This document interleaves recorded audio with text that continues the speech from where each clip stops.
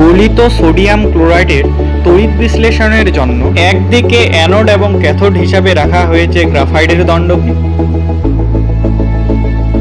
এবং অন্যদিকে অ্যানোড এবং ক্যাথোড হিসাবে রাখা হয়েছে দুটি লোহার পাতকে। ব্যাটারির ঋণাত্মক প্রান্তের সঙ্গে যুক্ত তড়িৎদ্বারকে বলা হয় ক্যাথোড এবং ধনাত্মক প্রান্তের সঙ্গে যুক্ত তড়িৎদ্বারকে বলা হয় অ্যানোড। প্রথমে দেখব লোহার তড়িৎদ্বার কেমন তড়িৎ পরিবহন করে। ডান দিকের তড়িৎদ্বারটা হচ্ছে ক্যাথোড এবং বাঁ দিকেরটা হচ্ছে অ্যানোড। দেখা যাচ্ছে এই মুহূর্তে যেদিকে বেশি বুদবুদ হচ্ছে অর্থাৎ ডান দিকে, সেই দিকে হাইড্রোজেন গ্যাস উৎপন্ন হচ্ছে এবং বাঁ দিকে যেদিকে কম বুদবুদ হচ্ছে সেদিকে ক্লোরিন গ্যাস উৎপন্ন হচ্ছে।